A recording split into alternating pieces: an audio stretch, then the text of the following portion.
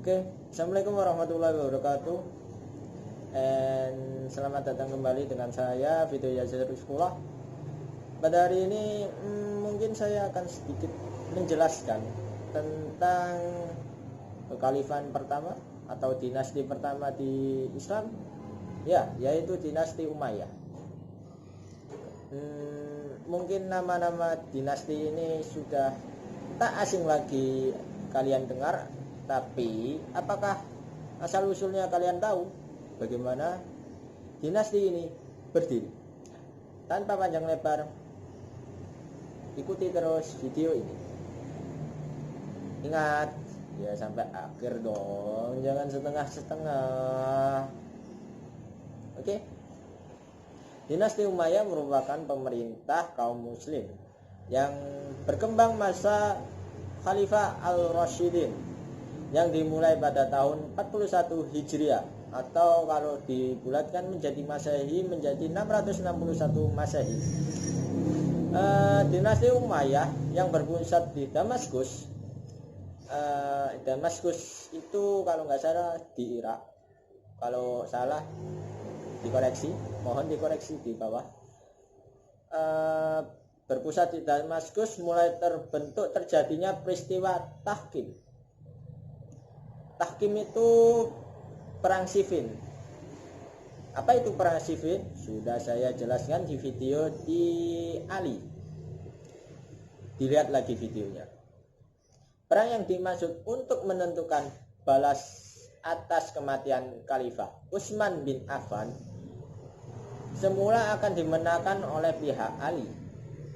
Akan tetapi melihat gelagat kekalahan itu, Muawiyah segera mengajukan usul kepada pihak Ali untuk kembali kepada hukum Allah. Menarik untuk dibahas. Dalam peristiwa tahkim itu, Ali telah terperdaya oleh taktik siasat Muawiyah yang ada pada akhirnya ia mengalami kekalahan secara politik. Permainan politik menarik. Sementara itu, Muawiyah mendapatkan kesempatan untuk mengangkat dirinya sebagai khalifah sekaligus raja. Dinasti inilah yang untuk pertama kalinya mendobrak sistem pemilihan pemimpin yang sedari awal dijalankan secara musyawarah mufakat menjadi sistem monarki atau keluarga. Yang tidak tahu sistem monarki atau keluarga, ya seperti sistem keluarga, kamu jadi raja, kamu punya anak, nah anakmu nanti kedepannya juga akan jadi raja dan cucumu juga kedepannya juga akan jadi raja, kayak gitu. Sistem monarki itu kayak gitu. Contohnya ya negara kerajaan Inggris bisa dicontoh, kerajaan Arab Saudi juga bisa.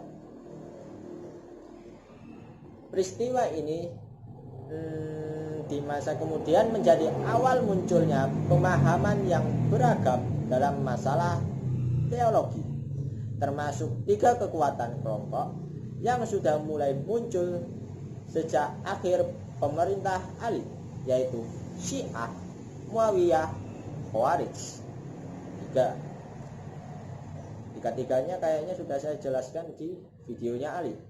Mohon dicek kembali kalau lupa. Dinasti Umayyah didirikan oleh Muawiyah bin Abu Sufyan bin Harb. Nama dinasti Umayyah dinisbahkan kepada Umayyah bin Syams bin Abdul Manaf. Muawiyah selain sebagai pendiri juga sebagai khalifah pertama Bani Umayyah. Jelaslah pendirinya ya jelas jadi pemimpinnya. Masa pendirinya siapa, pemimpinnya siapa? Muawiyah dipandang sebagai pembangun dinasti ini oleh sebagian sejarawan dipandang negatif sebab keberhasilannya memperoleh legalitas atas kekuasaannya dalam perang saudara sivil.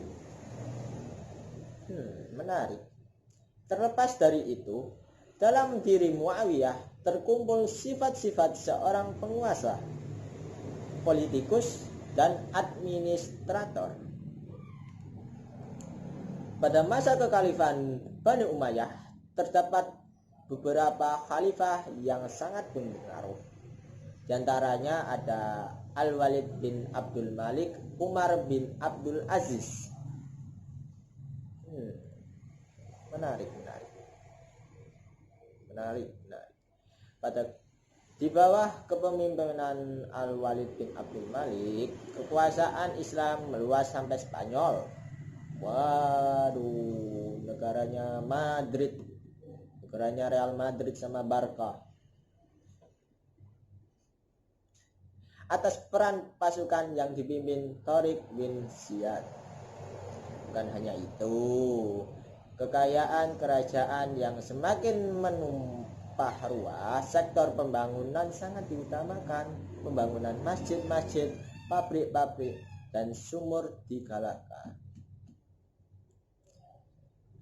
Di antara masjid yang dibangun adalah Masjid Al-Amawi di Damaskus, Masjidil Aqsa di Yerusalem, dan memperluas Masjid Nabawi di Madinah. Selain itu, membangun Masjid Al-Walid juga turut membangun rumah sakit untuk para penyandang penyakit kusta. Di Damaskus pada zaman inilah peradaban Islam mengalami kemajuan. Sementara itu, Khalifah Umar bin Abdul Aziz sangat terkenal dengan kekayaannya.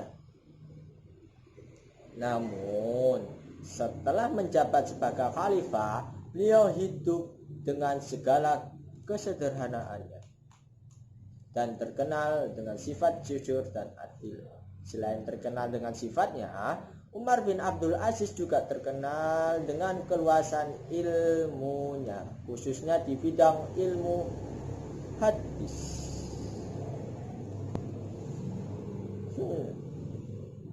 Menarik untuk dibahas. Tapi harus diakui, memang masa kepemimpinan Bani Umayyah terdapat banyak sekali kemajuan yang telah dicapai.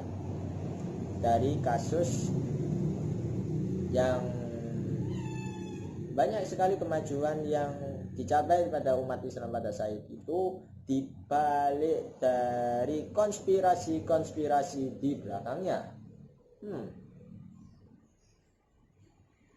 Baik di bidang politik maupun bidang keilmuan, pada waktu itu banyak sekali kebijakan yang dikeluarkan oleh Khalifah Bani Umayyah yang menguntungkan masyarakat, khususnya umat Islam. Dengan berkembangnya ilmu pengetahuan, Bani Umayyah menjadikan kota Mekah dan Madinah tempat berkembangnya musik, lagu, puisi. Sementara Irak di kota Basrah dan Kufah berkembang menjadi pusat aktif intelektual di dunia Islam.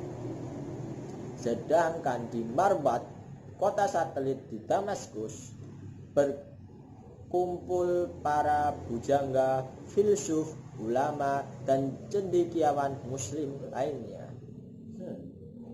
Ternyata kemajuannya juga tidak kalah dengan negara-negara Eropa pada saat itu.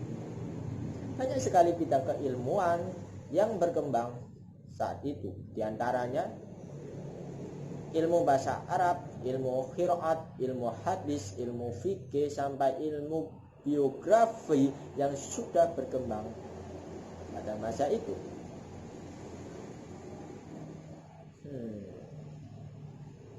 Tapi namun semua itu sirna begitu saja semenjak munculnya kelompok-kelompok yang merasa tidak puas dengan pemerintahan Bani Umayyah, seperti kelompok Khawarij, Syiah, maupun kelompok Muslim non-Arab.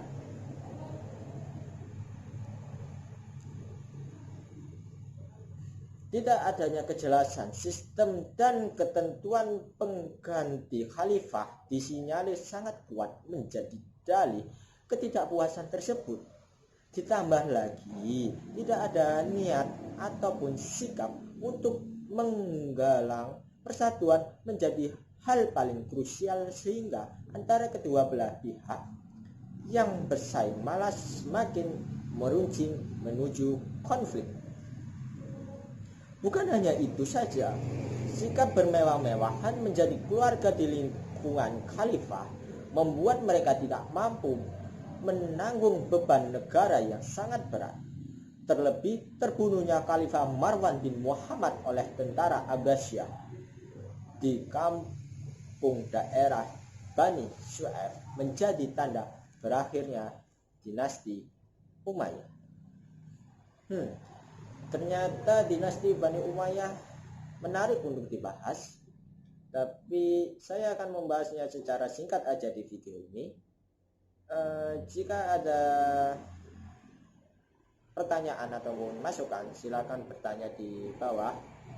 Dan ya, itu saja dari saya. Jika ada pertanyaan, ya jika ada kesalahan mohon diperbaiki, jika ada pertanyaan mohon ditanyakan kepada saya. Ya, itu saja, kurang lebihnya mohon maaf. Wassalamualaikum warahmatullahi wabarakatuh. Demi ilmu pengetahuan. Dadah. Wah.